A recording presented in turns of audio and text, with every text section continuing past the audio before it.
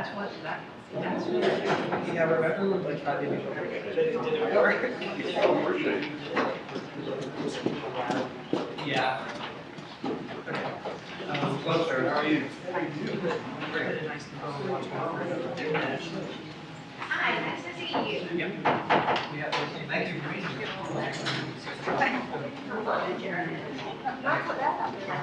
Oh, good.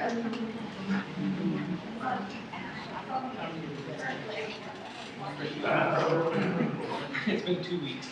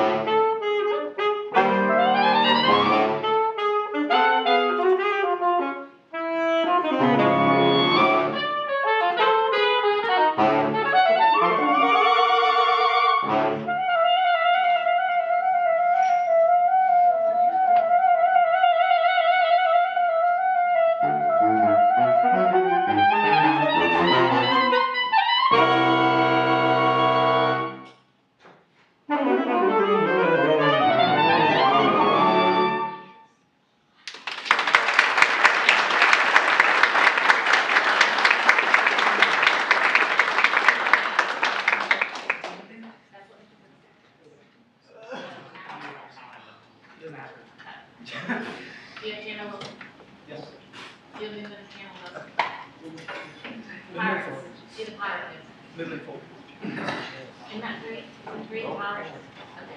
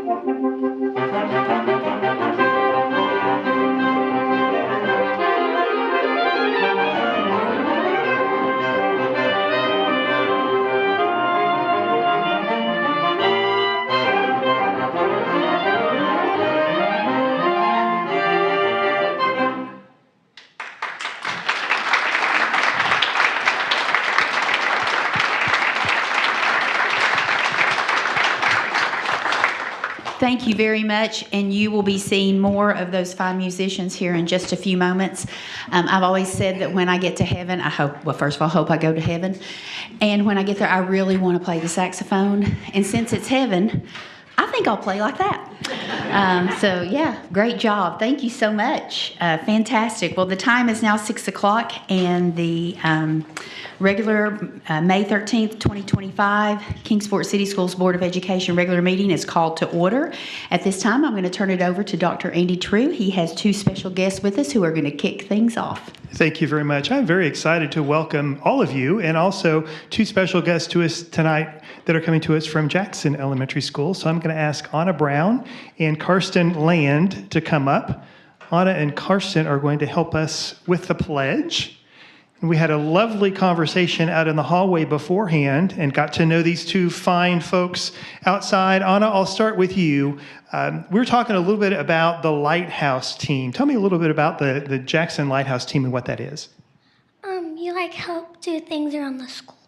So what made you want to be on the Lighthouse team? I hear you're a great member. I like to help teachers. What about helping teachers do you like probably the most? Is there a particular task or a thing you like to do with that? Like running errands and stuff. Very good. Well, I'm sure you're very helpful, and I hear great things. Karsten, you got a big couple weeks coming up. This is your last, how many days of fifth grade left? Have you done the countdown yet? No, but you're getting close. So we were talking earlier that you are getting ready to go to middle school. What about middle school excites you about thinking about next fall? Doing stuff in middle school. What kind of activities are you looking forward to the most, you think? Chorus and baseball. Baseball. I hear you're also a big Titan fan. Is that correct? That's correct. You like that new quarterback? We shall see. Well, Anna and Karsten, thank you very much for helping us with the pledge this evening. We're going to ask everyone if you would please stand. And we're going to, the flag is right back there whenever you're ready. I pledge allegiance to the flag of the United States of America and to the republic for which it stands, one nation, under God, indivisible, with liberty and justice for all.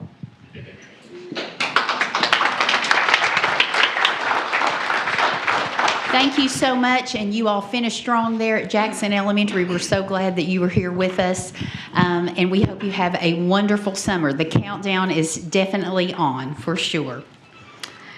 At this time, I'd like to ask for a motion to accept the agenda, which includes the consent agenda. Once the agenda is accepted, the board mutually agrees not to discuss any item of business or take any action that has not been accepted for the agenda. Is there a motion to accept the agenda? So moved. Second? Second. Cast your vote.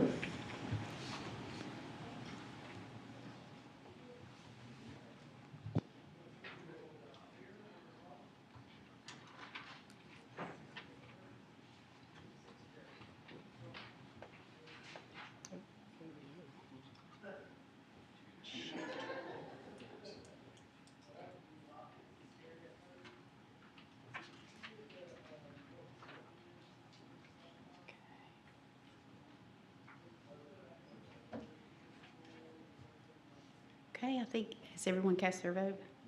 I cast mine, but didn't. I don't think it took it.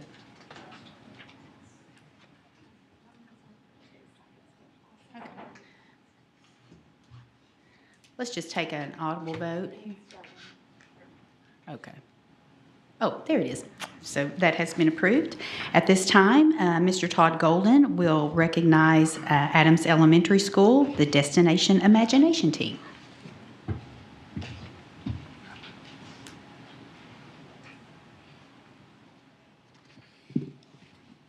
Throughout the school year, the Destination Imagination team at John Adams worked to prepare for the Tennessee Department DI tournament that took place recently. Their challenge was to build a machine that could walk across a tightrope while carrying weights and present it in visual story form.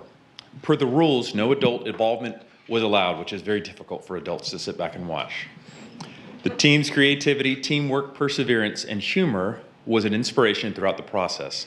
The comedy they wrote in their skit had the judges laughing out loud during their performance. At a crucial point in the presentation, the machine they built fell off the tightrope and shattered. Undeterred, the team banded together, jumped into action, miraculously rebuilt their machine, and sent it flying successfully across the tightrope just in time. What a testament to their perseverance we can all learn. The team's perseverance earned first place in engineering and a chance to compete in the Destination Imagination Global Tournament taking place late in May. The team members, and please hold your applause until all have been called, and if you would please join me up at the front if you are here. Team members include Danny Bailey, Jamin Inslinger, Charles Hall, Isaac Kremer, Harrison Phillips, Lincoln Centel, and Hudson Tipton. Sponsors Cassie Phillips and Jamie Doran. A round of applause, please.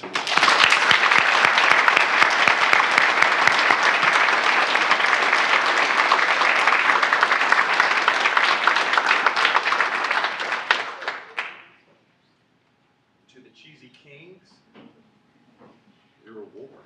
You're going to get a picture with you.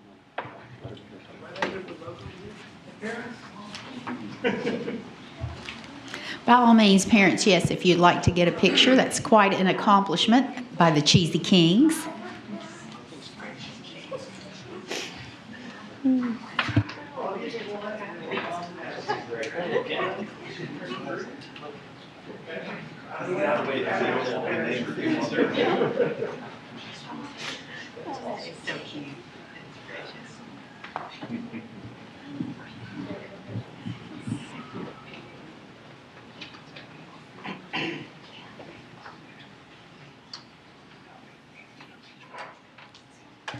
Again, congratulations.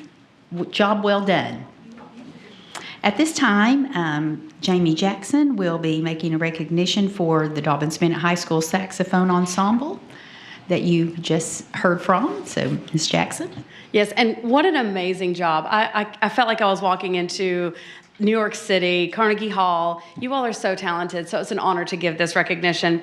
The Dobyns-Bennett High School Saxophone Ensemble, now I'm going to butcher this in my hillbilly, Pour Tout de Sang, is the name of their ensemble. Well, they were selected as one of only 10 high school chamber ensembles nationwide to perform at the esteemed National Chamber Music Festival on March 13th through the 15th of this year in Indianapolis, Indiana. The festival is sponsored by Music for All, a national organization responsible for hosting the nation's top young musicians and is affiliated with the Bands of America National Marching Band Championships. Portu du Son student musicians include Chris Egan, alto saxophone, Liam Klug, soprano saxophone, Luke Nash, tenor saxophone, Eli Turner, baritone saxophone, and Matthew Williams, alto saxophone. These students are also members of the Dobyns-Bennett Band and have earned numerous individual accolades. As a part of the festival, Portu du Son delivered a 25-minute performance on the national stage, followed by a post-performance from a panel of nationally distinguished musicians.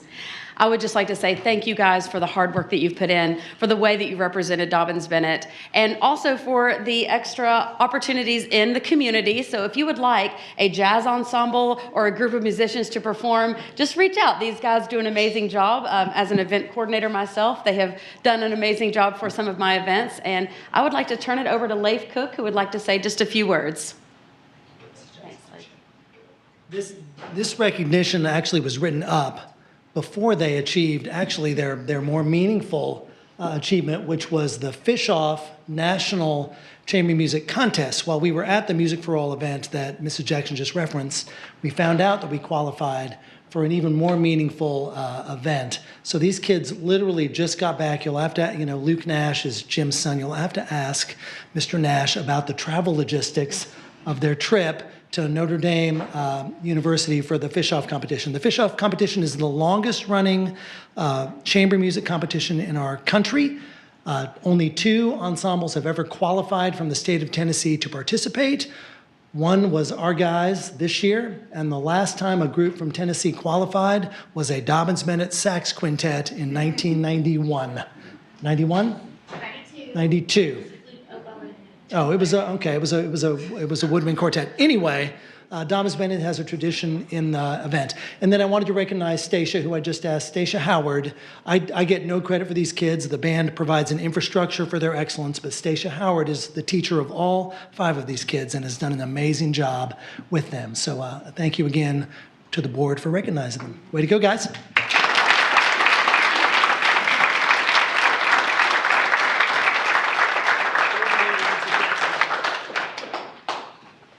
So I have to ask, is everyone a senior? No? Yay. Okay. How many? 3 out of 5. Okay, well, that's okay. You can rebuild from that. Yeah, absolutely. Yes.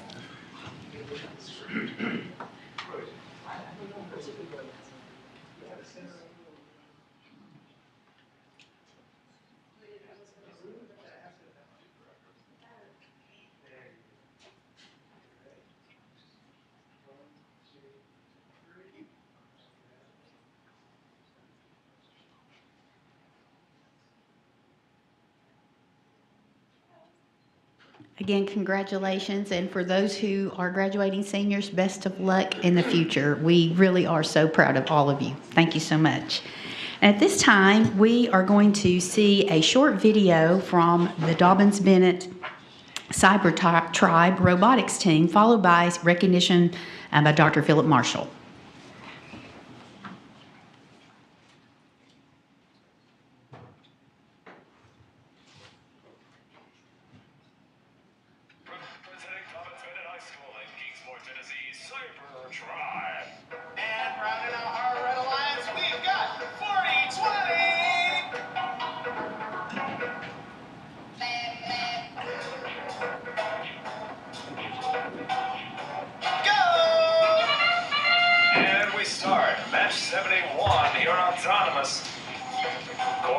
Up and in for 40-20. There's a second.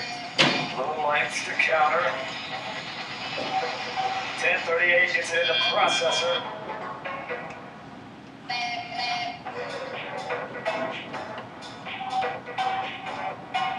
Way around that final piece of algae, and 40-20 is going to take care of that directly into the processor for 6 points. Red Alliance already over 100 points. This could be a high-scoring match. The event high score currently 150 59. And red has almost We're killing it. all of level 3 and level 4 covered with coral. Blue Alliance trying to keep pace. Now with only 16 seconds left, teams are heading back to their barges to lift up on the deep cage. If we get 3 bread robots out the ground, there's 1. 5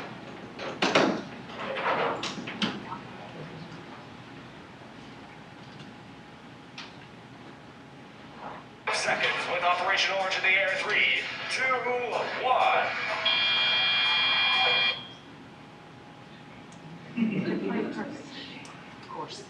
It's just building suspense.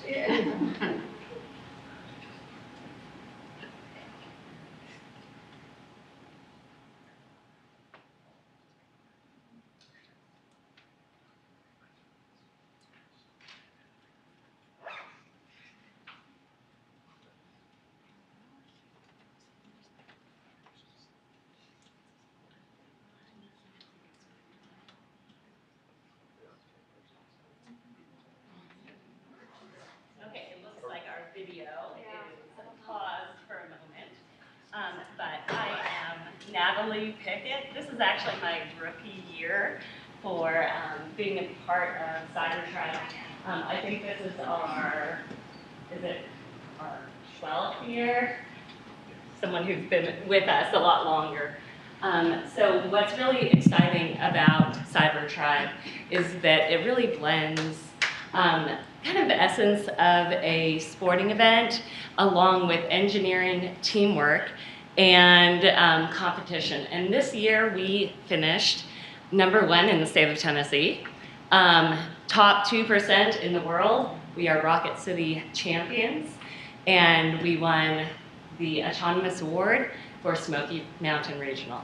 So I'm just honored to be part of the group. I think we'd like to recognize our mentors first. So if our mentors, you guys would stand up, please. So, and if you guys would mind saying your name and the years.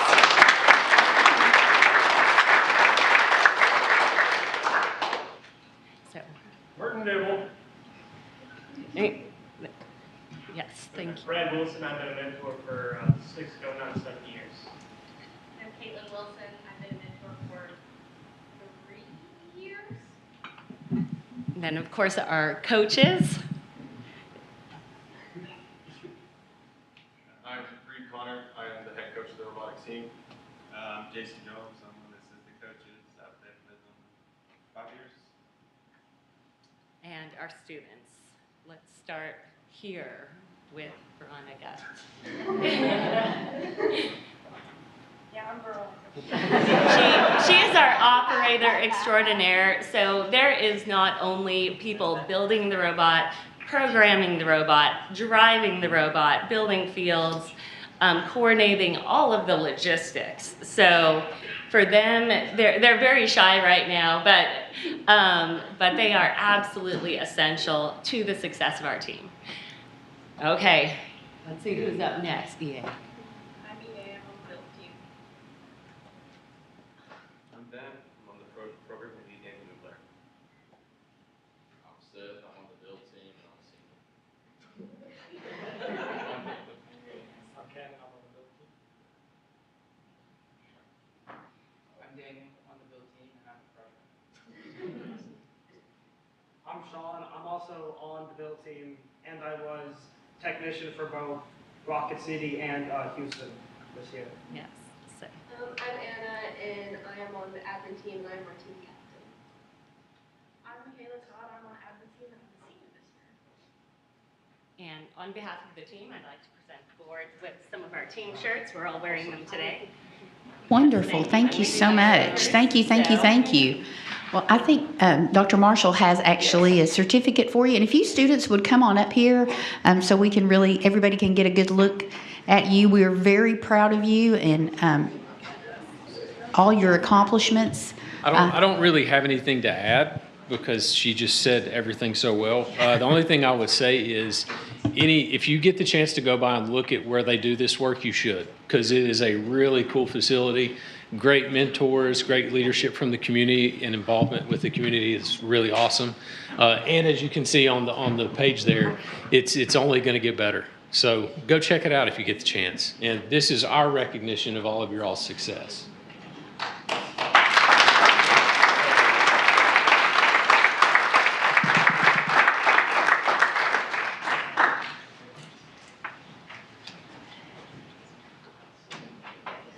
Well, Ms. Pickett, for your inaugural year, you sure have had great success. I know this is a program that has been very successful in the past, so We're missing.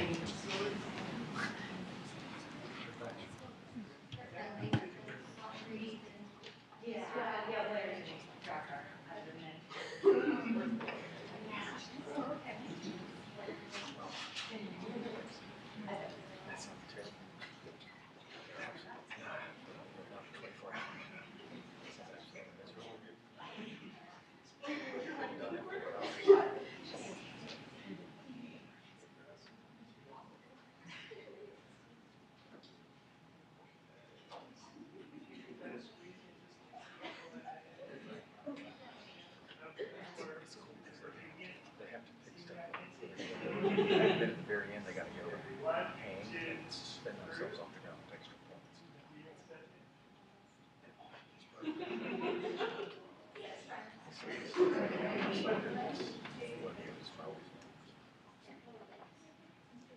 okay, again, congratulations and best of luck next year. Thank you, mentors and volunteers. We really appreciate you. At this time, I'd like to ask Ms. Shelby Lawhead and her students to come. They have a presentation on their recent experience. You all come on up. They have had a recent experience with the SCOPE conference that is presented by the Tennessee School Board Association. So I'll ask that you just go ahead and go to the mic, and we'll just turn it right over to you.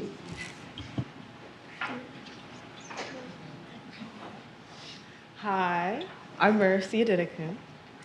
I'm Lane Knight. I'm Abby Hathaway. And I'm Isabella Stoniker. We had the privilege of being sent by the school board to the Student Congress on Policies in Education. Annually, the Tennessee School Board Association hosts the SCOPE Conference, which brings together 9th through 12th grade students from across the state to discuss current topics in education. Participants explore education issues through mock school board meetings, group discussions, and debates with their peers. These events are designed to give students an understanding of how school boards operate, all in a one-day conference.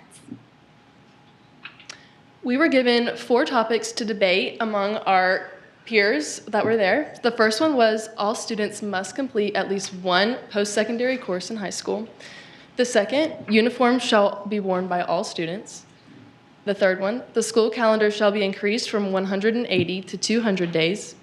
And the last one, every student will complete at least 30 hours of community service as a part of a local graduation requirement.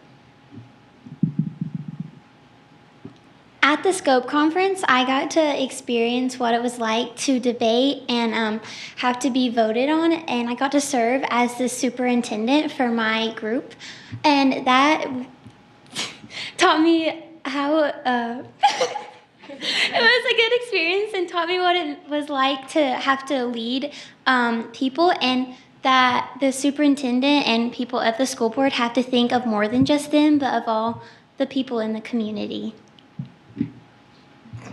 Thank you. All right. Well, I'm gonna come and actually give you a little certificates. Well, I want to know what they debated. Which topic did you get? Oh, the debate that we actually had to do was We all had different groups, so we were all split up and we all had different topics to debate. So we all did each of them.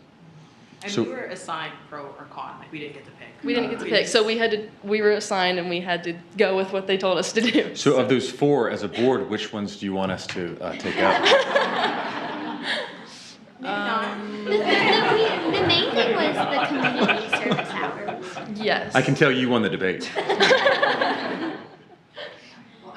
going to just say these young ladies, amazing job. To be selected to go is quite an honor. So again, I'm going to just reiterate who they are. And If you all will just, as I call your name, this is for Mercy Adidikun. Okay, if you'll just slide right on up there. And Abby Hathaway. And Lane Knight. And then last but not least, Isabella Stoniker. Yeah, congratulations and thank you to Ms. Lawhead who is leading them. This was held at Belmont University, an annual conference, believe it or not, a gazillion years ago. I attended the very first one. So we may have some future board members or superintendents or principals. It was a great experience and I know they represented us well. Thank you, ladies.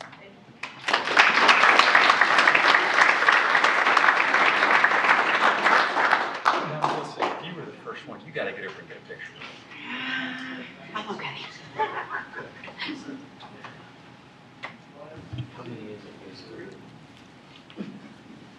3? I'm not talking about that. Okay, at this time, we have had several recognitions and we're so grateful, but if you would like to be dismissed, please feel free. I mean, we're going to talk about budgets and budget amendments and all kinds of really fun stuff like that. So if you want to hang around, by all means, but if not, then certainly you are dismissed at this time.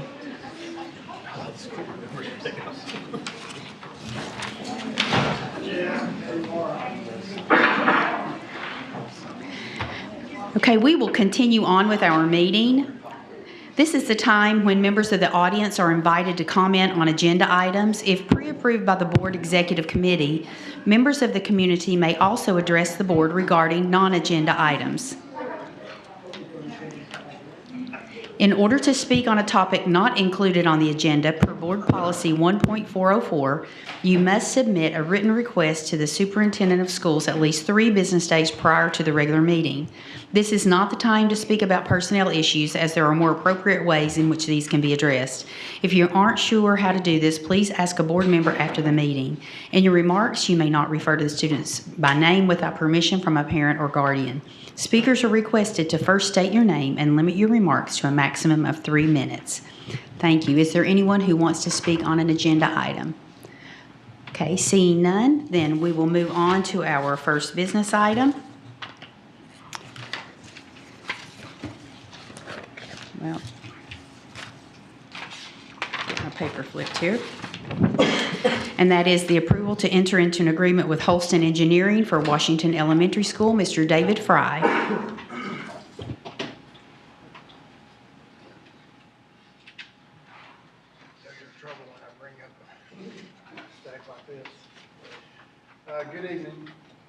Good evening. So the first item that we have on the agenda is the approval of an agreement with Holston Engineering for the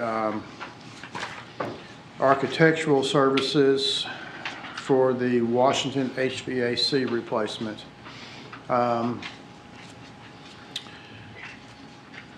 We had, I think, 4 different proposals for this service.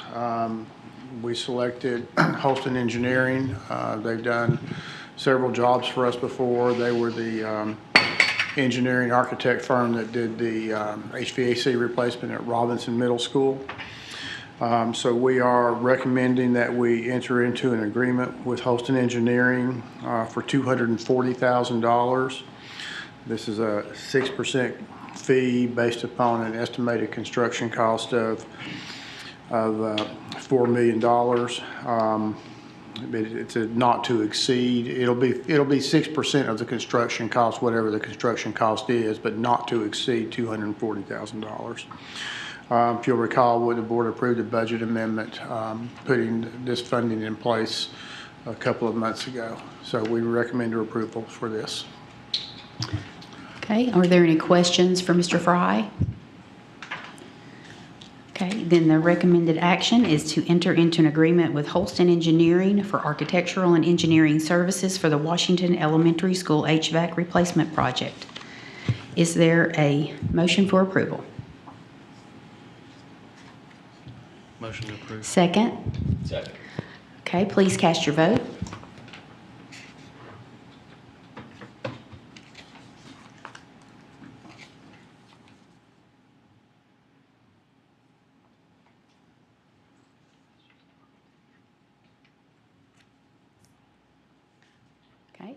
The votes have been cast.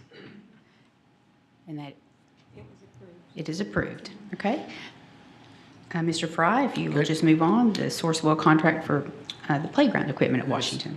Second item is to approve the purchase of some playground equipment for Washington Elementary School. We'll be using the cooperative agreement, the Sourcewell contract, to purchase this equipment and the installation from Playworld in the amount of $108,028.06. This, actually, you'll approve the funding for this project in the budget amendment coming up. But this is a combination of funds that we already have budgeted in our general purpose school fund and some funds that have been raised from the Washington PTA, from the school. They have some money in their internal activity accounts that they're putting toward this. So it's a combination of a combined effort from several different people. But we would recommend approval for the purchase from Playworld. Okay. Any questions for Mr. Fry?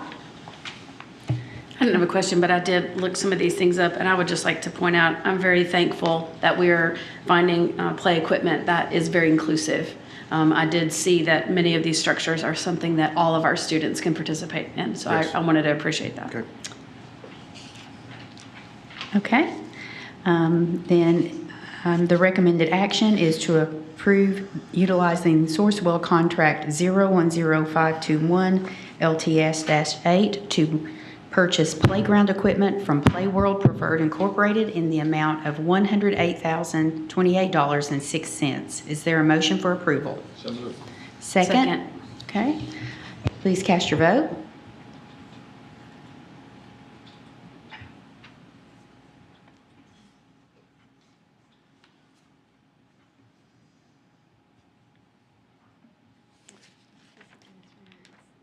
The Wi-Fi is playing with us a little bit here.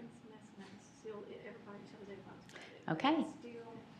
So that is unanimous. So that's approved. So we'll move on to item 5.3, the bid for the Palmer Center parking lot improvement project. Again, you put funding for this project in place. Not sure if your last meeting or the meeting before that, but we received 4 bids for the repaving and reconfiguration of the Palmer Center parking lot. It'll add some additional parking spaces there, much needed.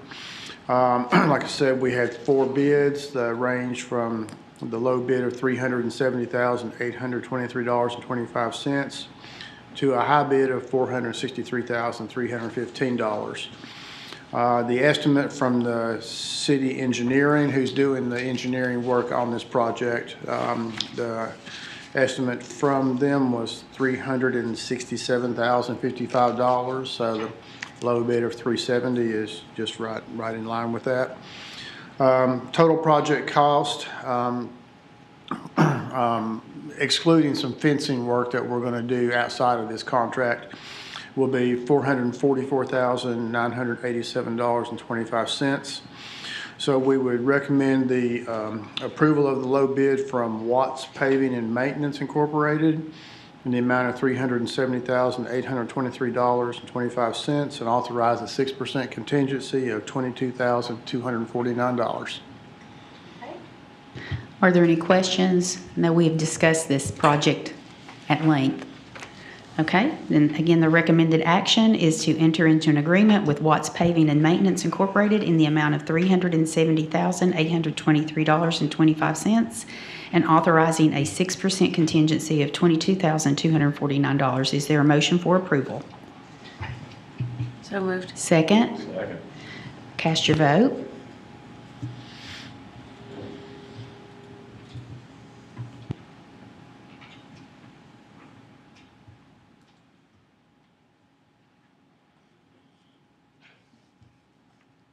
Okay, and that motion has been approved, so we will roll merrily along. Okay. Mr. Fry. Next item is the approval of the purchase of textbooks. At your last meeting, you approved the textbook adoption for next year. We're going to purchase these funds out of, these books out of funds from this year's budget and from next year's budget. So this recommendation for the approval of this will cover both years of purchases. We're recommending purchasing the K-5 science textbooks from Tennessee Book Company in an amount of $390,000. $195,000 will come from this year's textbook budget, and then $275,000 will come from next year's budget, which includes the K-5 science textbooks, the freight cost of $20,000 for some consumable materials, and a purchase of, I believe, $60,000 of music curriculum from Quavers. So this, like I said, this will cover the approval for the purchase from this year's budget and next year's budget. That way we can order, with this approval, we'll be able to order the science textbooks July 1st so we can get them here in time for the start of school. Okay. Any other discussion for Mr. Fry?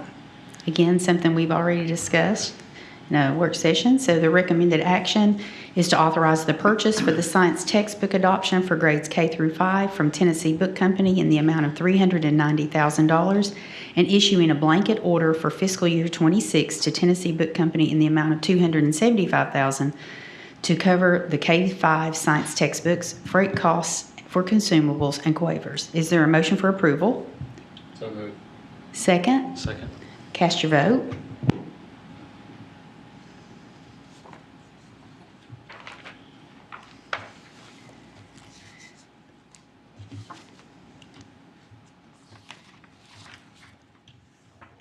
Okay, that has been approved. Mr. Fry, budget amendment.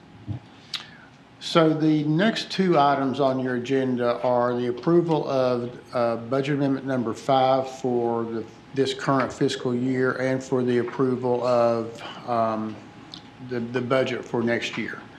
What I'd like to do, if it's okay with the board, is there's a financial update in the report section on the agenda.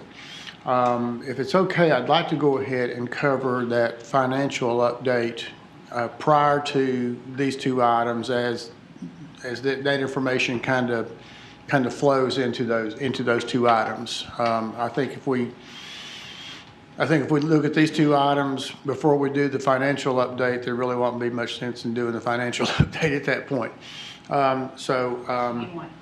You want to move down to 6.1? Yes, if that's okay. Sure. So this is the third quarter financial update for fiscal year 25. Really not a whole lot of stuff in here that's new that you already haven't heard before. The TISA funds are coming in as we expected. The final estimate, the final allocation was a little bit higher than what the budget had approved in. It was based upon the April estimate, as the next year's budget will be also. It was about $87,000 higher than what we had approved in the budget, and that's about where we'll end the year up. Although there will be some final adjustments made by the state that we don't know yet.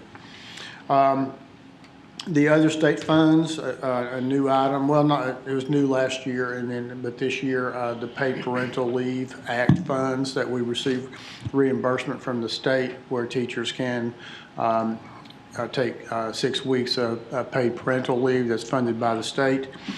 We had an estimate in this year's budget of $225,000 that we would receive from the state. We just filed the third quarter reimbursement late last week, and it was a little over $30,000. We had received $268,000 as of December, so that would bring the total to right around $200,000 for the third quarter. I know that the fourth quarter will be at least $25,000, probably more in the neighborhood of $50,000. So we'll exceed the estimate on that. Mr. Fry, that's just a pass-through though, correct? Are we reimbursed? The teachers have the leave, and they're on paid leave, and then of course we're getting substitutes. We're getting substitutes for them. So but we actually file with the state the amount that the teachers are paid, including benefits. So it's equal to what we pay, what the teachers are paid when they're on this leave. Okay. No, just the teachers. So it's really, and of course the substitute cost is less than what we would be paying the teachers. So, but before, the teachers were on leave and they took sick leave and there was no reimbursement. Now they may not have had 6 weeks worth of leave to take. This guarantees them that they have 6 leave. And it's not only, so it's paid parental leave. So it's for fathers and for mothers. And if they're both employees of the school system, it's for both of them. It's 6 weeks of leave. It has to be taken within 12 months from the qualifying event, whether it's an adoption or a birth, and it has to be taken within the next 12 months. This year, it could be taken intermittently. There was a bill that was passed in the legislature this past year that talks about that they have to take that. And I need to talk to Dr. Trug because we'll probably need to bring a policy back to the board for approval that specifies how they can take that leave. They can't just take it a half a day or every Friday. It has to be in a consecutive time period. That was definitely an improvement. Yes. That legislation was definitely an improvement. Yeah, it's a little bit hard to administer reimbursement wise and having substitutes to come in for those teachers. Current year property taxes. We had an estimate this year of $14,650,000. As of the end of March, we've collected $15.6 million. A little over $1 million in excess of what our estimate was. Now there will be an adjustment.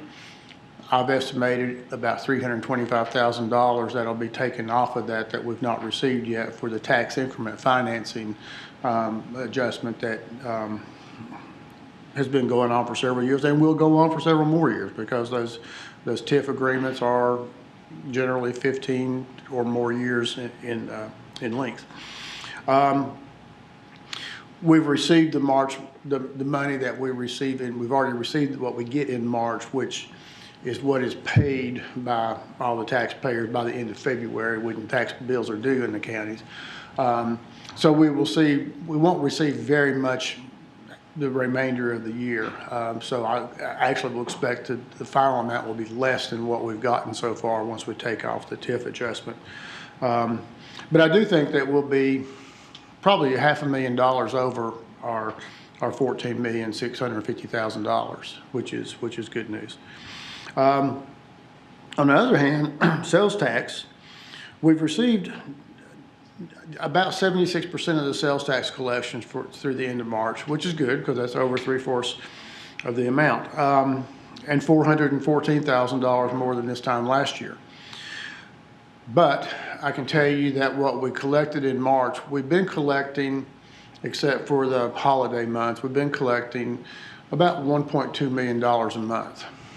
The March collection was, I want to say somewhere in the neighborhood of about $1,050,000. So it was about $150,000 lower than the average prior to that. So while we look like we're a little bit ahead right now, I think we're going to end up a little short. And I'm saying $400,000. It's just hard to estimate with the sales tax. But you know, with some of the prices of things right now and the uncertainty in the economy, I think that being conservative on this is probably a smart thing to do. We've already talked about the tuition collections and changing our rates on that we'll be short on that. The early childhood programs, they're about where we thought they would be. We'll say that the Palmer program, due to some not having full attendance there, is having a larger deficit than what we would have liked. Currently, the total for the 3 programs is about $112,000 deficit. Palmer Center is about $77,000 of that. Washington actually has a small surplus, and Adams is a deficit of about $36,000. Now, we budgeted these programs to have a deficit this year in the neighborhood of about $160,000. So we're not really over where we thought we would be. The Palmer is more than what we thought, and actually the Washington program is doing better than what we thought. The after-school programs, we've got the Johnson, the Washington, and the Adams after-school programs, and there's a surplus at the end of March in these programs of about $33,000. Wanted to update you on the school system's unreserved fund balance. So, as of the end of March, we had appropriated $4,468,239 out of the fund balance. That didn't include an amount that that was approved, but it's not been approved. Well, it has been approved by the Board of Mayor and Aldermen now, but as of March 31st, it hadn't. And that was an additional $1,074,400. So the total out of the fund balance for this fiscal year so far, well, and I'm not recommending to take anything else out of it, for this year is $5,542,369. We started with a fund balance of slightly over $13.5 million. So when you subtract that off, we're at a fund balance of $7,960,322.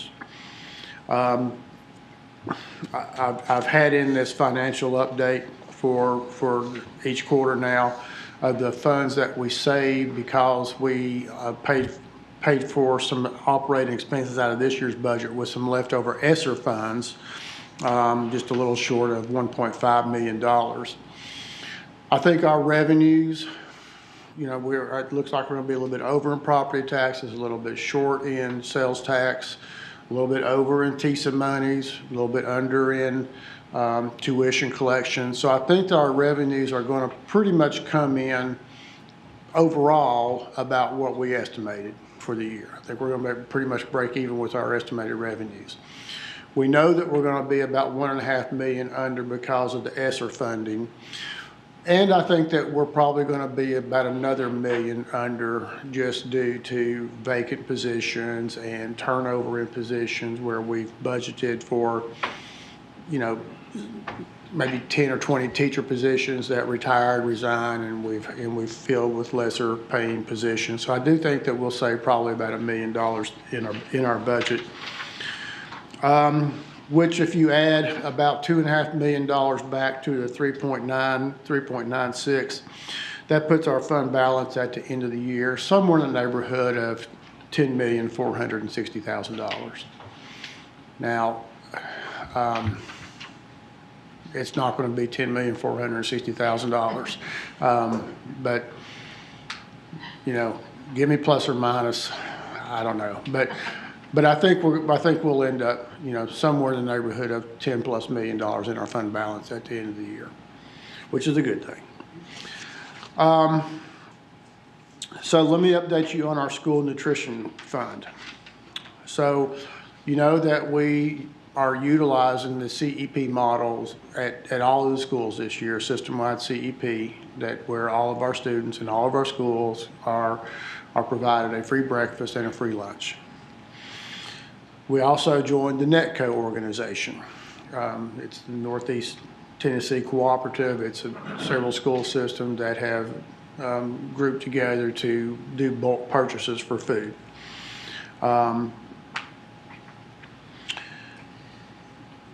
We did see an increase of participation in our breakfast. I can't say sales, but participation in our breakfast and our lunch program. What we have not seen that we thought we would see is an increase in our a la carte sales, or what's called second meal sales, where you're provided a free lunch or a free breakfast, and and you're hungry, you go buy another one. But we thought we would see an increase in some of those things, and that the students aren't having to pay for their basic meal, and so we thought that there would be an increase in the other. And we've not seen that. We've not seen that. We also, we are seeing it now, but for the first part of the year, we really didn't see a lot of the savings from the Netco organization. It was just getting into the program. Some of the first purchases of the year were made outside of the Netco program, and it was, because we just started at the beginning of the year. So getting into the program to where we fully utilized that program, it took us about 6 months to really do that. The other thing that has really hurt is food costs in general have just seen a significant increase in cost just due to inflation this year.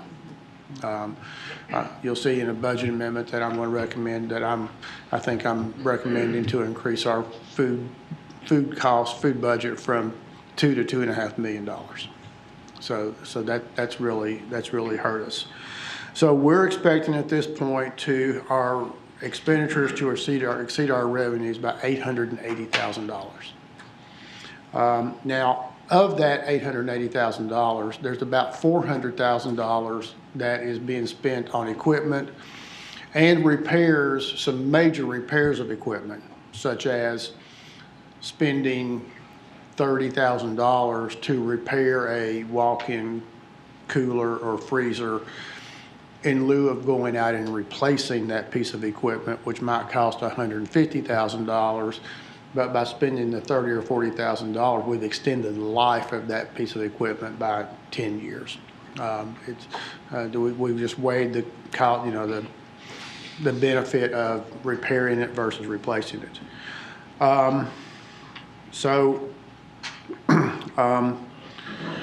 So that brings our operating deficit down to about $480,000. Now, next year we're looking to see some more savings from our Netco participation.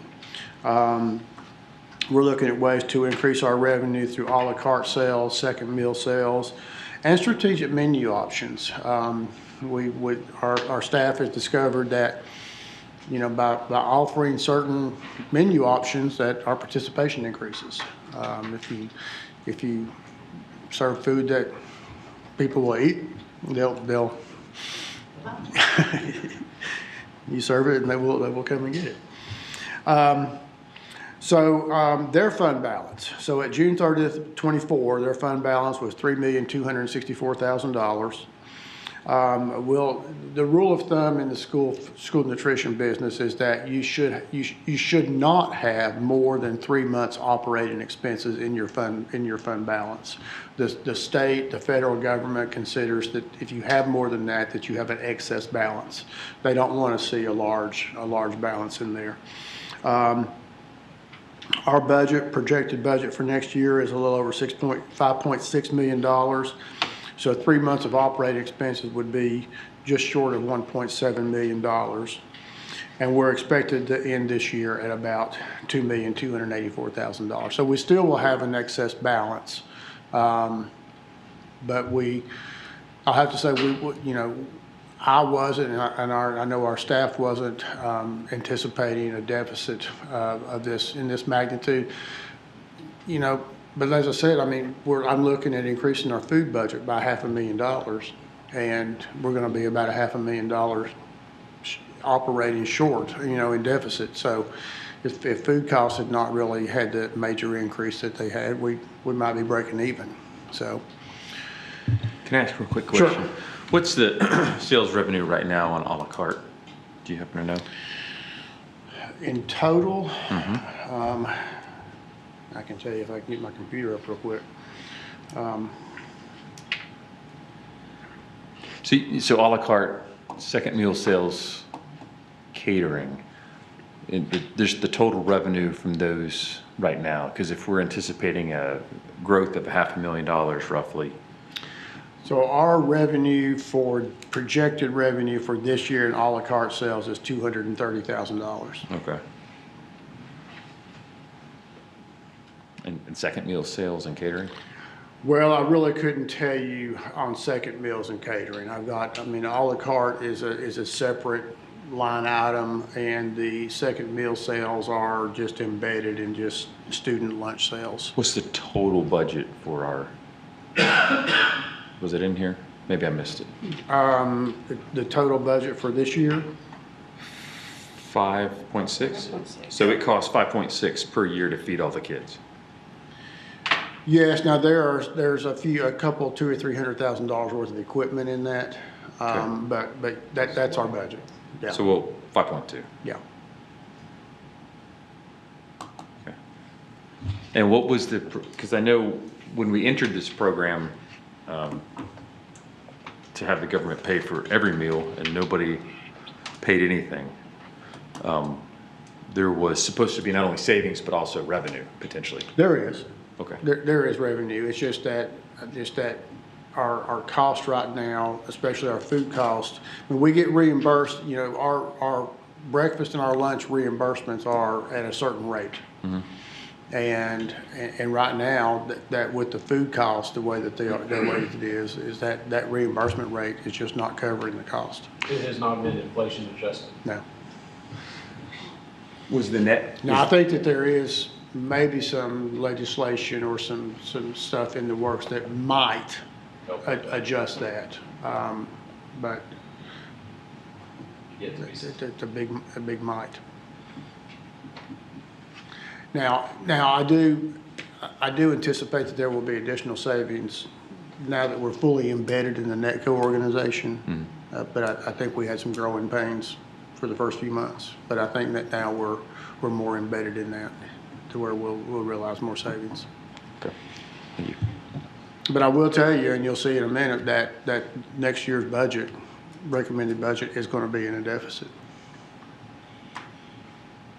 And I know our staff is going to be really working hard to look at some of the strategic menu items and increasing some of these sales and working with some of our principals for some strategic stuff to try and increase our revenues.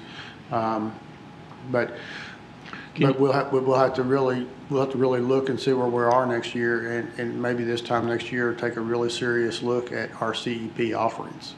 What was our 23-24 spend on food? But like you said, 5.2 is 24-25. What was 23-24? I do not. I mean, I've got a spreadsheet on here from this year and from last year, and I don't. I mean, I could run some reports and couldn't do that for you, but it'd take a few minutes to do that. Okay. Yeah. No. If you could get back to us and let, if everyone wants to know, I'd love to know what the total increase is, because that would kind of paint the picture a little bit clearer for me. Yeah, I understand. Sure. Thank you. Yeah, it would be. It would. Okay, thank you, Mr. Fry. Do you want to go back now to the budget amendment? Yes, let's go back to the budget amendment. So we're going to move back to item 5.5, the approval of budget amendment number 5. So every May, we have a budget amendment that is kind of a cleanup budget amendment, in addition to some items that come up, just like they come up throughout the year. So the first item is concerning the Niswonger, a grant from the Niswonger Foundation for Project on Track. We got a check at the end of January for another $10,450 to buy supplies and materials in that program. And I also discovered one thing in talking with the personnel from Niswonger that, because I was afraid after looking at our stuff going in the first semester that we were going to be over budget, over our allocation. And in talking with some folks down there, I didn't realize this before, but the amount that we have to pay, the original agreement was for $149,476, and that includes some money for supplies. It included money for teacher tutoring pay and some from the site lead pay. I was always under the assumption that money included what we also paid out in benefits that was associated with that pay, the Social Security, Medicare, and retirement that goes with that. Because I called them and said, look, we're going to be over budget. And then they were informing me, you don't take benefits out of that amount. The benefits that will reimburse you for the benefits, but the benefits are on top of the $149,476. So I'm recommending that we increase the budget for the Niswonger grant by a total of $44,645, which includes the $10,450 for the additional supplies and materials and $34,195 for benefits. Excuse me. By the way, this is the last year of this grant from the Niswonger Foundation. It came from the federal ARP or ESSER funds, and that money's is going away. We have traditionally received money from some of our schools from the Tennessee Arts Commission. Roosevelt Elementary has gotten a $2,000 grant to fund field trips to the Barter Theater. So that's an additional $2,000 to amend our budget by. This is the third year, I believe, of our summer learning program, money from the state. It's a combination of federal money and state money. This will be the last year of the federal money, but I don't think that the funding for the program is going away. I don't think it will be decreased either. I think it will continue to be in this neighborhood. But $895,140 for the summer learning camps. This does not fund the summer school program at the high school.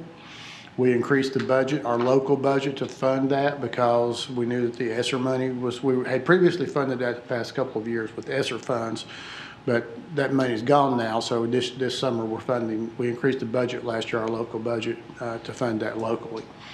So it's $757,712 for the learning program itself, which pays for regular ed instruction, special ed, some counselors, some nurses, and the administration of the program, and $137,428 for transportation.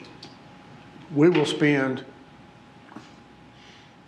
pretty much all of the summer learning allocation. I think we were within $10,000 or $15,000 of spending the total amount last year. We didn't probably spend but maybe half of the transportation money. I mean, we did the transportation that we needed to do. It's just that there was that, and from my understanding, that's the way it is across the state. That the transportation funding, they need to take some of the transportation funding and move it into the learning program, because the transportation money can only be spent on transportation. Should we get you a bus? Yeah, but I can't pay the teacher out. I can't pay the teacher enough of. So recommended increase in teacher various salary and benefit accounts and supplies and materials accounts by the total of $895,440. John Adams PTA or playground. We amended the budget last year for some money that was received from the John Adams PTO. It was $120,000, I believe. They've donated an additional $20,086 for a couple more pieces of equipment to go in that playground. So we're recommending to amend the budget by this $20,086. This item is, you approved the purchase of something for the Washington playground. This item is less than $50,000, so that doesn't require board approval, but amending the budget does. So speaking of Washington, the next item is to amend the budget by $69,100 for monies received from the Washington PTA, the Washington internal accounts.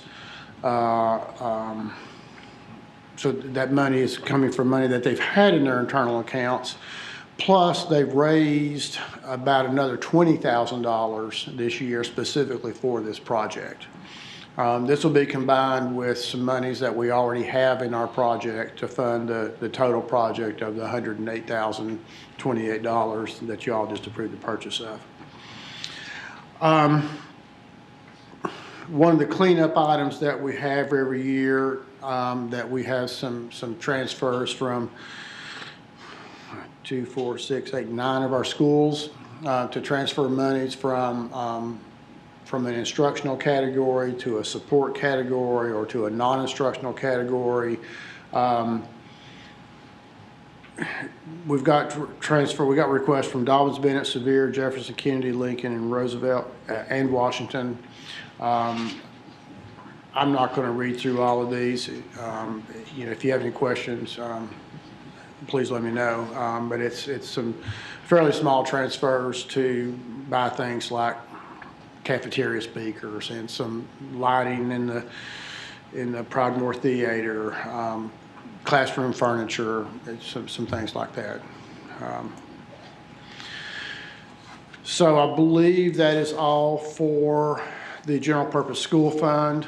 Our school nutrition fund, we're amending that budget. The budget is currently at $5,111,783. We're recommending to increase that by $488,217. You can see one of the line items in the expenditure side is increasing that food budget from $2 million by $473,600. You also notice that in the revenue side that we're increasing. At this time last year, we had developed our budget based upon our old model of only serving the 5 CEP, our 5 title schools with the CEP program. So at this time, we were still projecting what we would get in federal reimbursements for those non-participating schools, and then we have meal sales in those non-participating schools. So you can see that we're recommending to increase our federal revenue by $870,000, which now represents the additional federal revenue from those new CEP schools, and reducing our meal sales by about $600,000 for what we're not collecting for those student meal sales. I'm sorry, what's the difference between meal sales, commodity revenue? What are those two? Well, the commodity revenue, it represents the amount of money, we get commodities that are allocated by the federal government, cheese, chicken, these things that are given to us. Mm-hmm. And we pay for the processing of it. So we may get so many pounds of chicken, and we send it to Tyson and pay for them to turn that chicken into chicken nuggets. And all we pay for is the processing. This commodity revenue represents the difference between what we pay to have that processed and what it's actually worth. So if we went to Tyson and we just bought chicken nuggets, we may pay $1,000. But when the chicken is given to us and we're paying for the processing, we're only paying $200. So this commodity revenue represents the difference between our actual cost and the fair market value of that food. So part of this is a paper transaction, Yes. and part of it is us cutting actually a check. Yes. Mm-hmm. Yep. So who sets that? The government? That rate of what the chicken costs? No, we look at I mean, we get from Tyson that this is, you know, if we had bought this chicken, here's the value of what you would have paid for it. Okay. You know, and you know, like I said, you know, the finished. They can provide that to us. Yeah, the finished product, we would have paid $1,000 for, but we only paid $200 for the processing. So that $800, the difference between the fair market value and what we actually paid is what we recognize as revenue. It's showing a negative balance, 75,000.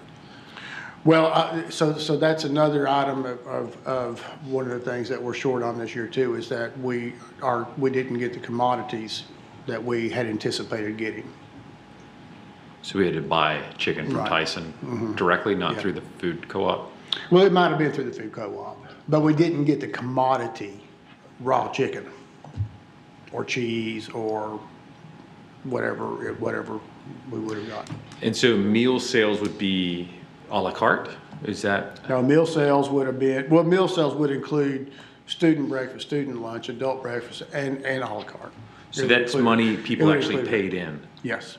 But we didn't collect 591,000 on that. That's a negative balance as well. Well, because we would have collected the $890,000 if Robinson and Sevier and Washington and Adams and all those had not, had they not been converted over to CEP schools. But when we did this budget, this budget was prepared on the basis of we were going to continue only serving the 5 title schools as CEP schools.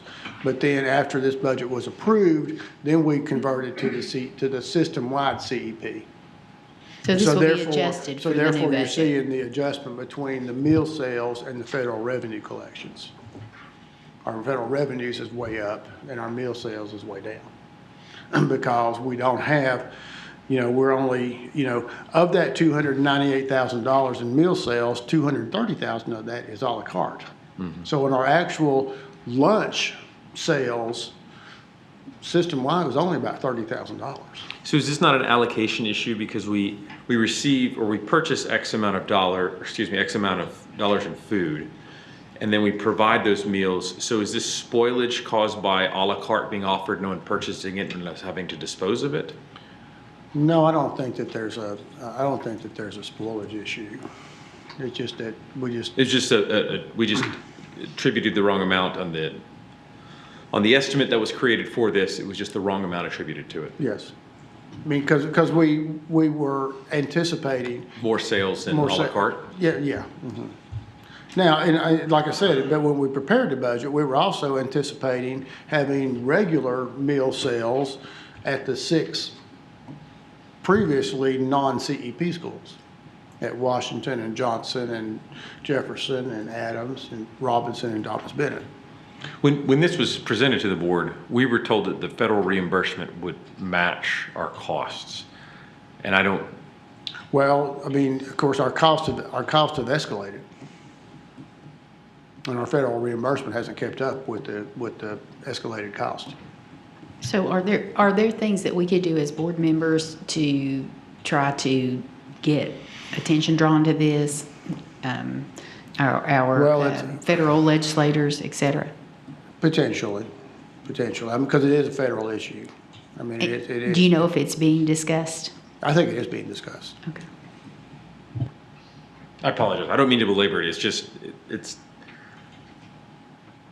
I didn't quite understand the reimbursement, and I was hesitant to approve this when we did it because I was concerned about this. And so when it appears, it makes me just want to question if my hesitancy was founded or unfounded. And so excluding inflation, that's why I'm really trying to nail down the exact amount of inflation that's causing this and how much of it was just a misappropriation of how much we budgeted for it. And if we are actually ever going to come in at the reimbursement level of what the Fed, or if we're going to have to continuously increase allocations to this budget, and we're never going to hit that. In which case, we should have just stayed out and sold meals again. Well, and we may be back to looking at that. Because we weren't anticipating the increase in the food cost. Okay. Now, maybe the food costs will come down, and maybe we can work on the revenue side of it, and maybe we'll meet somewhere. So we'll have to. Okay. Thank you.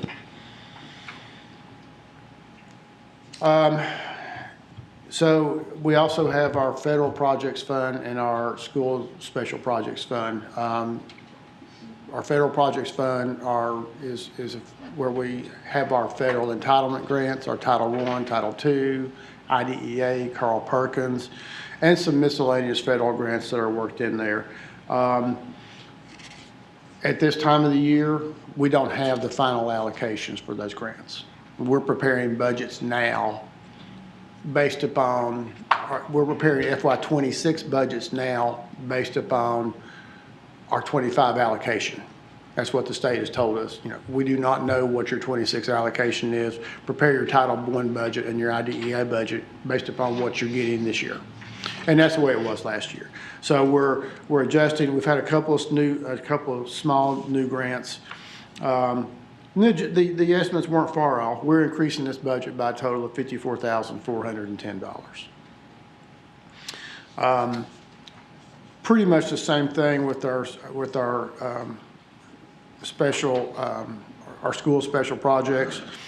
The main thing there is that we now are getting a state special ed preschool grant. This is a grant of $233,000. We are getting this same grant next year. That was not included in the original budget. I do have it included in the original budget for FY26, but we did not have it included in the budget at this time last year.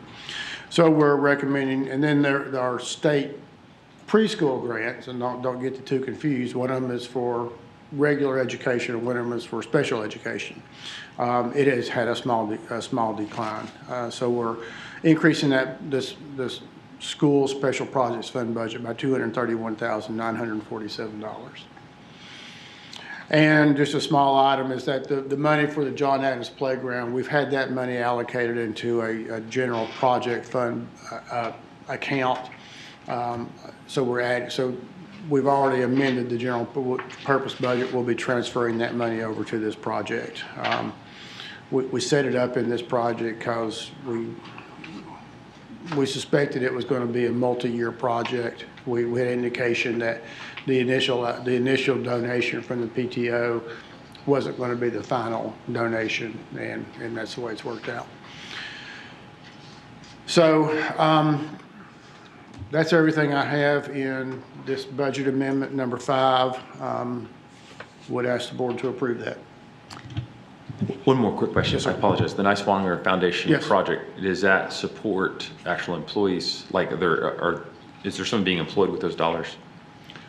Those are current teachers that are getting paid extra to provide tutoring.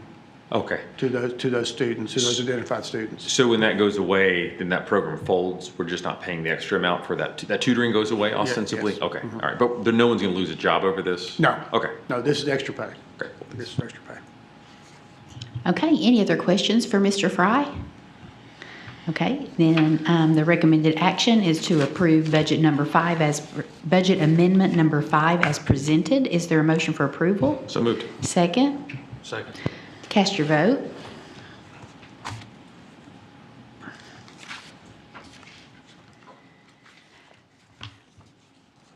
We're going to need to pay you overtime tonight, Mr. Fry.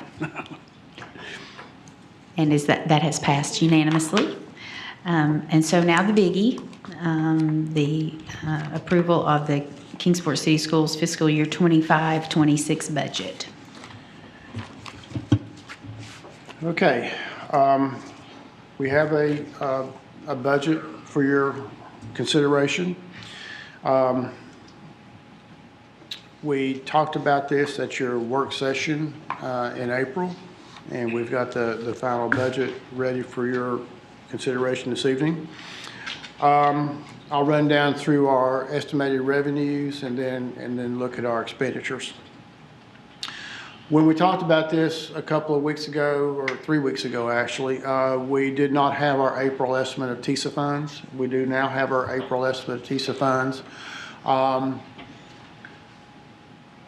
It actually changed that we got, I think it was $240,000, an additional $240,000 in the state portion of our TISA funds. Our enrollment, the factors that go into it didn't really change much. Our enrollment numbers, those get updated as we have an additional 20-day report that goes in and so forth. Our enrollment numbers and our numbers that go into the formula didn't change very much at all. What did change is that the can't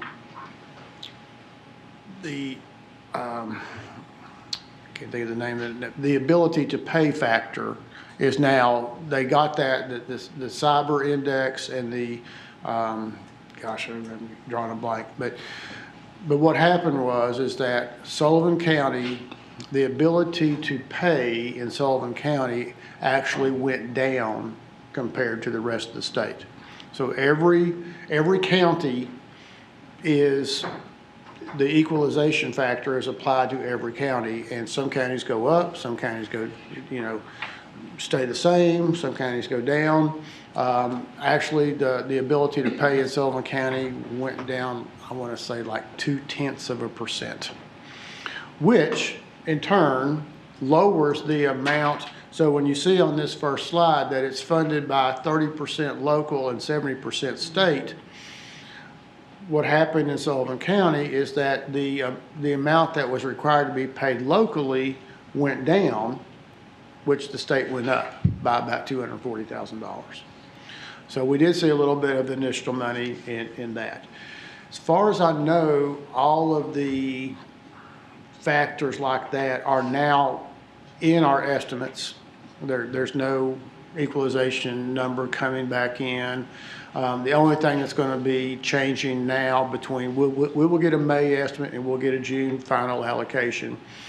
It'll be updated based upon new attendance and enrollment numbers that we submit in, and every other system will send in for the next couple of months. We went through some of this.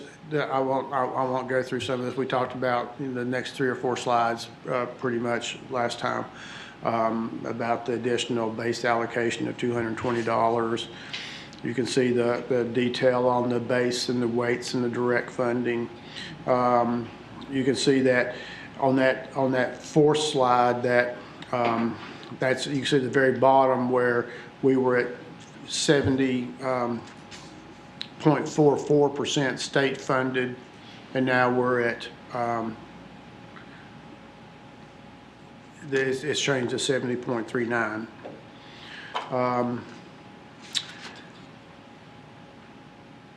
We do have, I did get the April estimate did include what we're required to pay for teacher salaries. And I told you it'd be somewhere in the neighborhood of $950,000. I believe it was $953 and change last year, $952,638 that we're required to spend on teacher salary improvements. In order to, this is part of a $125 million appropriation for all school systems to bring the minimum teacher salary in the state of Tennessee to $50,000. This, if I'm not mistaken, is the 3rd or 4th year. So we'll get this money for the FY27 budget, and that'll be the final year. We talked, I believe, about the economically disadvantaged students, that there was a significant drop in that due to some COVID qualifications. The state has holding all systems harmless to the amount of 75% of that reduction. We had high hopes that we would receive money from these, that they would put into the TISA formula numbers for pre-K special education students. That did not, it looked like it had all sorts of momentum going through the session, but it did not make it into the final approved budget.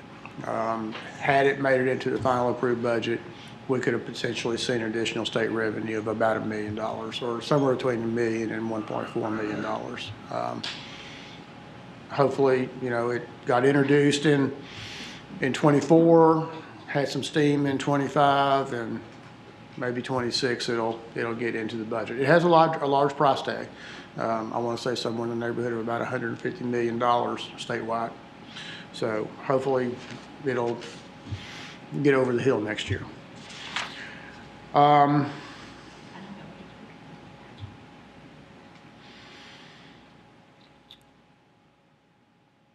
got outcomes funding in addition to our base TISA funding that I've allocated in the budget of $775,000. That's based upon what we've actually gotten the past 2 years, and the past 2 years have been right in the neighborhood of $775,000.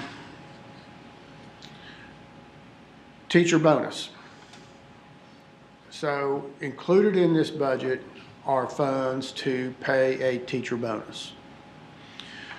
This bonus is based upon the 2,024-25 teachers. Now, it's for our teachers that we are employed this year.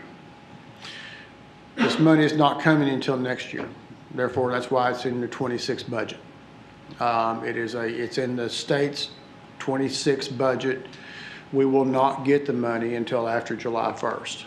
Now, we had the option of paying it now, but we would have had to make a fund balance appropriation to pay that money out to the tune of about $1.4 million, which would have reduced our fund balance level at June 30th. And I think that we probably ought to reflect close to a $10 million fund balance at June 30th if possible. I don't know that a lot of systems in the state are paying this money in this fiscal year. I think most are waiting until next fiscal year to pay the bonus. What's the criteria for the eligibility? You have to be a teacher that is providing instruction to students. You have to be employed more than 120 days. We have some system level teachers, a few, not very many, just a few teachers that, I would say probably less than 10 that don't qualify for it. Administrators don't qualify for it. These are teachers that are providing instruction to students. Is there disciplinary issues considered in that if they have disciplinary issues against them? Production improvement plan, stuff like that? I don't think so.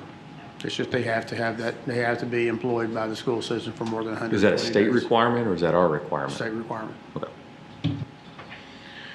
Now it's $2,000 per teacher. We're getting an allocation of $2,306.60, which will cover their retirement and the Social Security and Medicare matching that has to go along with that. So that's a total of $1,407,100 that we've got in as additional state revenue, and I've got the expenditure in that also.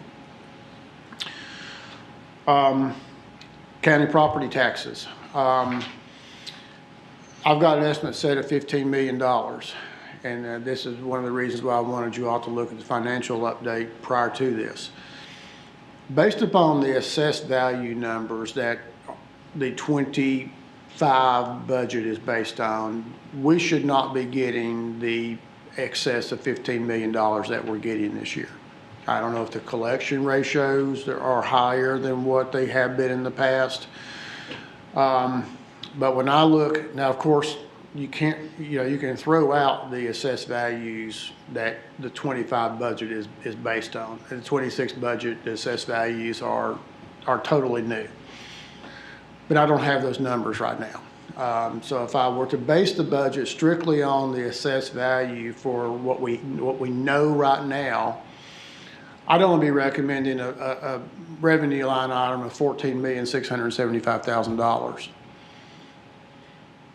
But I'm fairly confident that we're going to exceed $15 million in collection this year. So that's why I have left our estimate for next year. I've increased it by the $325,000 to a flat $15 million for next year. We'll have to see, the county, neither Hopkins nor Sullivan County has approved their budgets or even talked much about their budgets. So we'll see what kind of tax rates get set by those two governments, which will affect what Kingsport City, what Bristol City, what Sullivan County schools get in county property taxes. Sales tax.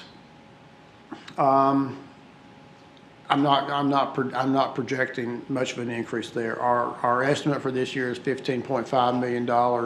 I'm recommending that we put $15.6 million in the budget. I think that we're going to be short of this year's estimate. Maybe $15,285,000. I have traditionally put in a 3% increase in sales tax. I'm recommending a 2% increase right now. That might be optimistic. We'll see. But a small increase in sales tax. Special education high cost funds. You'll notice that there's a deaf educator in the budget that we're going to fund with some money that we can apply for with the state when we provide services to an individual student, which is called high cost, that we can file for reimbursement for that position. The tuition, we've talked about, we're going to be in the neighborhood of $250,000 this year, so that's what I've got in the budget for next year. We are recommending an increase of $50 per month in our early childhood fees. That would bring the rates to $880 per month for infants, $816 a month for toddlers, and $840 a month for pre-K children. We increased it by $50 last year. We're also, as the board knows, we're closing the Palmer Center Early Childhood Program mainly to free up space for our special ed pre-K population, which will be going, will be utilizing that facility. I do think that our budget for our early childhood programs, our ECLC programs, looks pretty good for next year. We're not recommending any other changes, but this rate increase, where we talked about earlier that this year's budget was about $160,000 in a deficit. Next year's budget is not anywhere near $160,000 in a deficit, probably less than half of that. So we're, with this rate increase and some changes that we're making there, I think we're looking pretty good at our ECLC programs right now. Transfers of funds from the City of Kingsport. We have in here an estimate of $12,245,300, which is an increase of $1 million from the city for our operations next year. We'll present the budget to the Board of Mayor and Aldermen Thursday morning.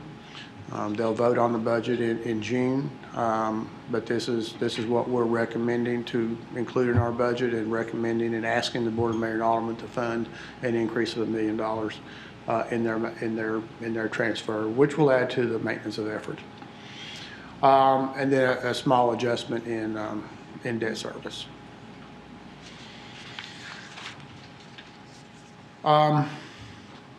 So in addition to those revenue line items, we're still short from our operating, from our expenses, from our bare bones operating expenses.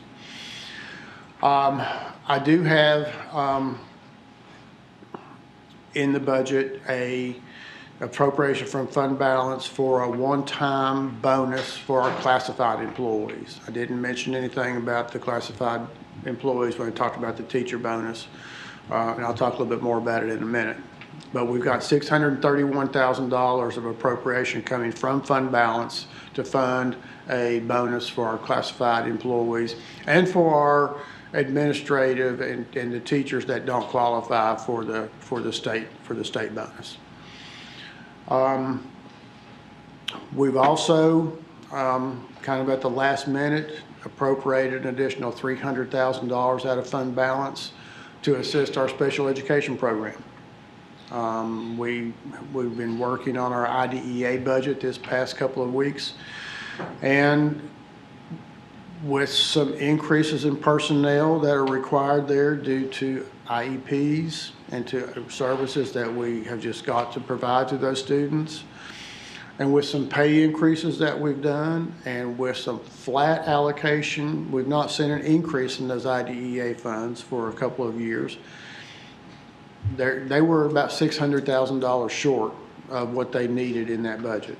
Now they've identified about $300,000 worth of cuts that they're going to make, and we're asking to put $300,000 out of our fund balance into that program for this upcoming year. In addition to that, not only the $631,000 to $300,000, an additional $1,072,400 out of our fund balance to balance out the budget. So with the special ed number, that's an appropriation of $1,372,000 out of our fund balance to fund our operating budget. The $631,000 is a one-time expense. The others are not one-time expenses. That brings our total budget for next year to $105,002,300. So looking at the expenditure side, what's included there? We do have a step increase for teachers and a 1% cost of living increase for teachers. That will get our salary improvement money for the teachers that are eligible that we've got to fund that pay increase for. That'll get that to a little over $1 million. You'll see on the next slide that the total increase for certified personnel is $1,185,000. Well, there's some pay increases in there that I can't count toward the salary improvements, administrative pay increases, and there are some other teachers that don't qualify for that amount. So, but with the 1% cost of living, we're pretty much required to do that 1% cost of living for teachers in order to spend that $952,000 that we've got to spend on teacher salary improvements. Along with that, classified personnel, their 2% step increases, $243,000, and a 1% cost of living for those folks, $134,000. Total pay increases of $1,562,000. We talked about a little bit on the teacher side, the 1.407 in revenue, which equates to $1,220,000 in pay at the flat $2,000 bonus for those teachers. That's the payoff. Yeah. That's the state's bribe. I know. I forgot what. Sorry. We will pay that. I'm anticipating paying that in the latter part of July. It'll be, and the bad thing about that is that I've got to pay it on this year's teachers. So if I've got a teacher that's resigning, retiring, or whatever, I've got to keep them active on payroll for the next couple of months in order to pay them in July, because it is we're not getting money until next year. So we are looking at doing a classified bonus.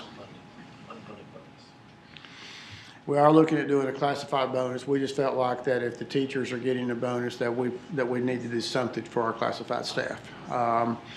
We haven't completely finalized what this bonus is going to be yet, but I've estimated a cost not to exceed of $631,000 for those classified employees and for the other certified staff that don't qualify for the state bonus. And this will all be, again, we're going to pay that for staff that from this year, but we're not going to pay it until next year. Will you use the same criteria that was used? Well, I don't know. Okay. I don't know. And I don't know what, we really haven't talked about it that much internally, in order to qualify for the state teacher bonus, the teacher has to be with us for 120 days. Well, what if we hired a teacher January 1st and they were with us for the second semester? That's not 120 days. Right. So they don't qualify. I can't get money from the state for them. Right. But are we going to do something for them? Mm-hmm. So the same thing with the classified staff. Well, especially the classified staff. I mean, it wasn't even mentioned. They weren't even mentioned, and we can't do school without them. No. And of course, and obviously it won't be for people that provide instruction to students. I mean, it's going to be for bus drivers, for school nutrition workers, Right. for teacher assistants, for school secretaries, for those folks. Yeah. So this bonus really cost us a fair amount of money, even with some of it being paid through the voucher legislation. And it's still costing. Yes. Not that our people don't deserve it, Right. but There are a lot of school systems across the state that are providing a bonus for these folks locally. There's also a lot of school systems across the state that are not. And there are some that are providing the same bonus that they're providing for teachers of the $2,000. And we're not recommending that.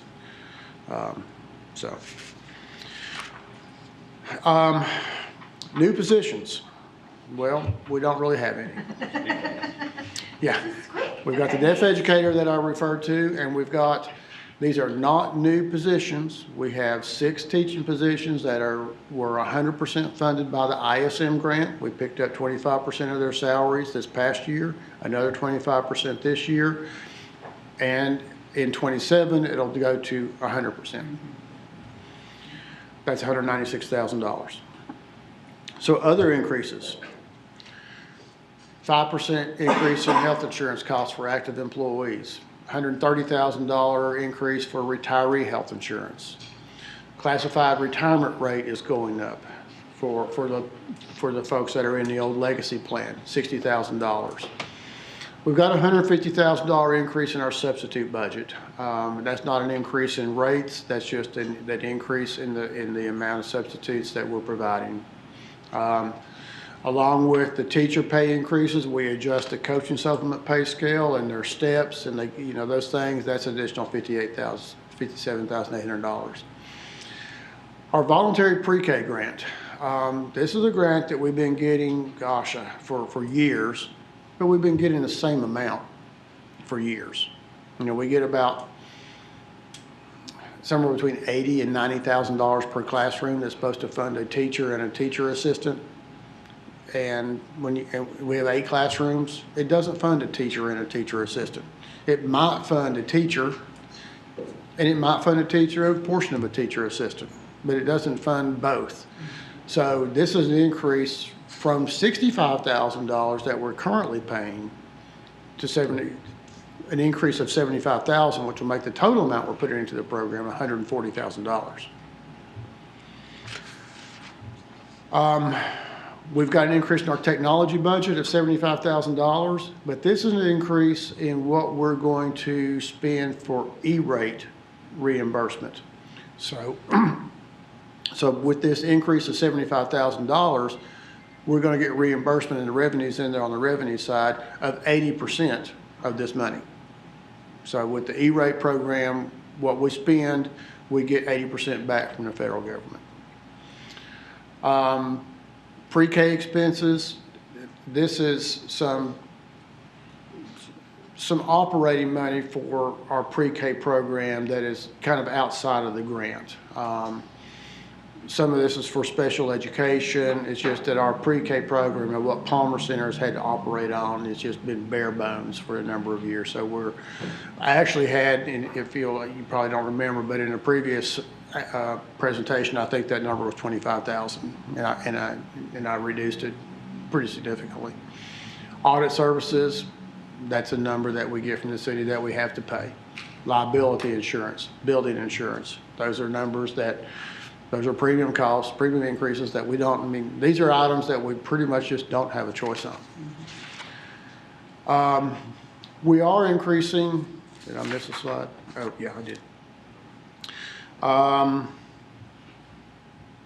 So we talked about this earlier on this slide. This is the additional $300,000 that we're putting into our special education program, and there's the $600,000 that they were over in the IDEA grant. So we're allocating this $300,000 out of our fund balance to support the special education program. And I don't think anyone has a lack of understanding of our needs in special education. On capital improvements. We've had a energy efficient schools loan for a number of years since 2010. This fiscal year 25 was our final payment of that loan. We paid $146,000 this year. It was in the neighborhood of $446,000, and so when we took from 24 to 25, it went down $300,000, and we took that $300,000 and added it to our capital improvement budget. We're doing the same thing with this final payment here. I'm recommending that we take the money that we were paying out of our operating budget of $146,000 and rounding that up to $150,000 and put it into our CIP budget to make it $750,000. Is it a $2.5 million loan we can get? How much was that? Was it 2.5 or 5? Well, this one back in 2010, I can't remember the exact principal amount, but we did get an EESI loan about since you've been on the board, that we got in. It was before COVID, but not much before COVID. But it was in the neighborhood of $2.5 million which was the loan we did with all the lights with. This was a loan that we did back in 2010. So we're still paying on that one. And it was like low interest, but. Oh yeah, that's what the EESI program with the state of or 0.5%. Yeah. We get another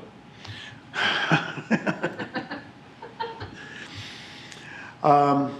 Now, and those are monies that we're paying for. We're not getting money from the city of Kingsport. The debt service money that we get from the city of Kingsport does not include for us to money that we get from them to repay these loans. These loans are being repaid from energy savings. So replacing all the LEDs cuts our electricity budget or prevents future increases in our utility budget where we can pay this loan payment. Again, a total budget of $105,002,300.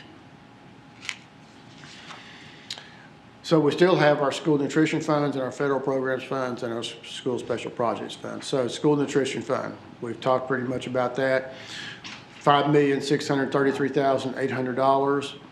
There's also there's money out of their fund balance to pay $59,500 for a bonus for the employees that are associated with our school nutrition program.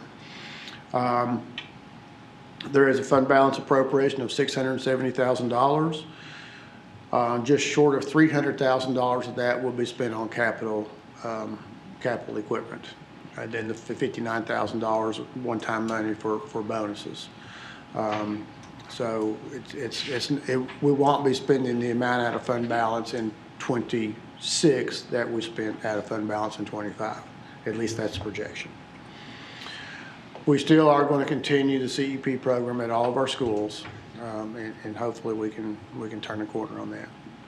Federal projects budget, you can see the amounts listed here. As I mentioned before, these are the amounts that we pretty much are getting in the FY25 grants. They just don't know the state doesn't know what the allocation for Title I is going to be from the federal government yet. So we think it's going to be, we don't think we're going to cut, but we're not going to get increases either. So the federal programs budget is a total of $6,028,161. Our school special projects budget, with some $10,000 that we're estimating in there for some donations for our family resource program, our homeless education program. The state preschool grant, that's the program where I mentioned the 8 classrooms. That's $825,000, and our state special education preschool grant of $235,000. And then the truancy intervention grant that we've had for a number of years, $53,720. For a total budget in that fund of $1,133,720.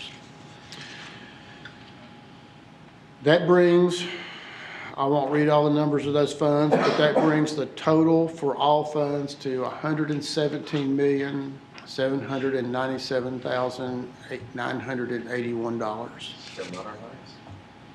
No, ESSER was still the highest, but this is the largest regular operating budget that I've done. Now, of course, there's $1.4 million of one-time state bonus money in this, but still, $117 million. Still short about $3.6 million.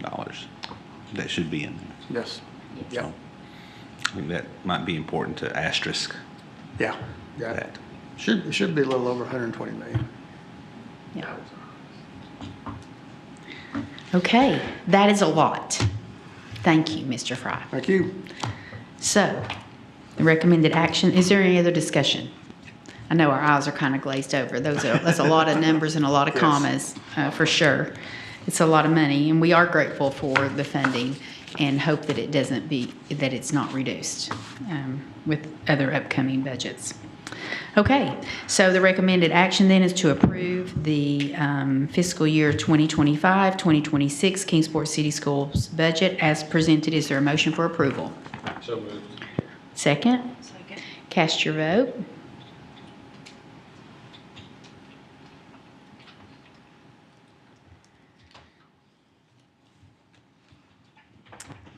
Okay, and that is passed unanimously. I think we really need to say a huge thank you to Mr. Fry. You can never retire. Okay? We've talked about that. Ad nauseam. We have talked about that. Yeah, you're not allowed to retire as long as we're on this board. So there you go. We really are very grateful. Thank you. Years and years of knowledge with Mr. Fry and an incredible amount of dedication to what he does to really provide very good use of our funds, very, very frugal in how we use those funds. So we are grateful. Thank you, thank you, thank you. Thank you very much. And speaking of thanks, we have two gentlemen who are here with us tonight, and they're going to kill me because I invited them to come at our longest meeting probably this entire year, and it is Chad Fleener from our friends over at Washington County and Tom Hager from our friends in Johnson City. They are here to evaluate our board meeting. I told Chad before the meeting I should have had him come last month because it was pretty quick, maybe 25 minutes. So we've made up for it. We are so grateful. This is part of the process of the Kingsport City Schools Board of Education becoming a board of distinction. So we are very thankful that you're here, and I apologize for the length of the meeting, but we're going to wrap it up here very soon. We've already covered the quarterly financial report, and the only thing left, really, since we don't have a work session this month, we needed to go ahead and cover the superintendent evaluation, which is required by policy and by law. And so we're just going to quickly review this. This is attached, so if those in our listening audience would like to review this, I'm not going to go into a lot of detail. I will just review the process that we have gone through. That previously we discussed a timeline and published that timeline. A survey was created and reviewed by the Board of Education. If you want to go ahead and pull that up. You know, I can. Okay. I'm going to change it because I researched it and it said in several places like this, but that's not a document. I'm going to check the car. Okay, well, I'll just kind of give you the highlights. Okay, okay, okay, okay, all right. Yeah, Yeah. I'm changing it right after the meeting. Okay. Yeah. Okay. The survey that was created was sent, and thank you to Mr. Fletcher for heading that up. That was sent to KCS Cabinet and School Administration, which included not only school principals, but also associate and assistant principals. There was also a category for Board of Education members, and then the superintendent himself also did a self-evaluation. Those results were tabulated and sent to the BOE members and the superintendent by the city attorney. And then now, moving forward, each board member has had an opportunity to meet one-on-one with Dr. Hampton to review those survey results. And if it pleases the board, then the president will then meet with the superintendent to discuss any contract changes. That's what we've done in the past. We don't have to do that again, but no decision will be made. Those discussions will occur, and then we'll bring it back for the June meeting, any contract changes that would be made. And then, and again, that would be discussed at the June business meeting and would go into effect in July.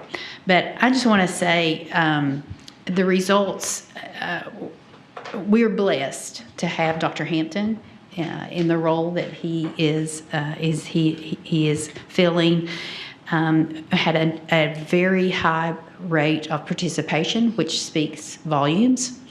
And the different categories that we looked at were community relations, staff and personnel relations, educational leadership, strategic leadership, personal qualities, and then information regarding board relations. And by far, the results out of 5 tended to be 4.7 and above. I mean, very rare was there a time when it never went below 4. As a matter of fact, I don't think it ever went below 4.3. And so just a phenomenal job that you are doing. We want to say thank you. He works very hard And he is a leader that gets down in the trenches. And I just wanted to share a few of the comments. And again, there were 14 people who took the time to respond to comments out of 32 people. I think, again, that speaks volumes that usually people only comment if it's something negative. And that just wasn't the case. I think the most negative thing that was said was that we're concerned that you might get burnout. So Dr. Hampton is extremely student-focused and always makes decisions based on the needs of the students first. He builds a positive culture. His passion and enthusiasm for the success of all students is clearly evident and is a positive influence on the overall school environment, inspiring staff to share in that commitment. It's an honor to work under the leadership of Dr. Chris Hampton, his unwavering commitment to putting students first. There's a theme here. And so, and I know I'm embarrassing him to death by bragging on him, but you know, he's been in this role a little over 2 years now, and so the honeymoon period is over. And when a leader comes in that first year, you know, you kind of give them, in any organization, whether it's school, corporate, church, you kind of have that honeymoon period. Well, that period is over, and just to have this type of reaction, he's one of the most genuine educators that I have ever had the pleasure of working for. I mean, those kinds of comments, stable leadership, deep appreciation for our superintendent's steadfast commitment to keeping the focus right where it belongs, et cetera, et cetera. So, again, very positive, and I was not one bit surprised. I don't think anybody sitting around this table were one bit surprised with the results. And we just say thank you for the incredible job you're doing, and we really would like for you to work on that quality of life, work-life balance a little more. I know that's not easy for you, but you are doing an incredible job. The results prove that, and you're not on an island by yourself. You have an incredible team, but you've surrounded yourself with high-quality people, and that is a sign of a leader. And when you're not trying to do it all yourself. So unless there are objections, then I will work with Dr. Hampton, and we will bring back a recommendation then for the June meeting for his contract. Are there any other comments anyone would like to add to that? I know I used a lot of words, and we want to get out of here. They're going to mark us down if you don't hush. I know. I'm talking as fast as I can. Again, thank you to Tom and Chad for being here. We will not have a May work session because of graduation, et cetera, et cetera. So if you haven't responded to Dr. Irvin on that, please do. And that's going to be a great time next Friday night, believe it or not. It's hard to believe that we are in the middle of May, and just hope for great weather. And thank you to the educators, administrators, every person who makes our schools function. We are so grateful we've had a great year. I'm excited to see some of the results that will be coming in, but thank you for finishing strong. I know the countdown is definitely on for those. Some have teachers in their families, or it's a tough push here at May, but thank you very much. And congratulations to several of our athletes who are going to be headed to state next week, and some to be determined. We may be adding to that list, but several students, and there have been all kinds of concerts and performances. I think a cappella is later in the week, so if you have an opportunity, take advantage of seeing some students shine. Okay, Dr. Hampton? If I might, just because this will be our last time during this school year, to say, first of all, thank you for the kind comments on the evaluation. That it is humbling, and it has been an honor for every day of the last 28 years to serve the city of Kingsport and Kingsport City Schools. So I do want to say that. Want to celebrate some students who we won't get a chance to see probably until next school year. The Lincoln Lions, for the first time in the school history, were the Kingsport Math Olympiad champions, and so it was an honor to celebrate with them. They were very excited about that accomplishment. A big congratulations to Dr. Holly Flora, who was just named as a semifinalist for the State Supervisor of the Year. So that is, there are 3 remaining in Northeast Tennessee, and she's one of those. I would also like to say congratulations to Dr. Shannon Hensley, who was named a semifinalist for State Principal of the Year. And so she is one of the remaining 3 in Northeast Tennessee as well. So it absolutely takes a village, and those are just 2 of the dozens of people, hundreds of people who serve this community so valiantly every day. And you said it, but I will echo, Mr. Fry is a lifesaver. We joke that neither of us come into either office with good news ever. Like it is, if he comes in, it's usually a $600,000 challenge, and when I go in, it's maybe not the smartest question, but he has been a good yin to my yang in learning the finance element of this job. But this school system would struggle immensely without his knowledge, expertise, and commitment. So I want to publicly thank him for what he does, and each of you for another wonderful school year. So thank you very much. All right, with that, our next meeting will be June 10th here at 6 o'clock. It'll be our regular monthly meeting. We will not be having a work session in June either, so our next business meeting will be, after that will be July 8th, 2025. Okay, if there are no discussions, we are adjourned. Roll Tribe.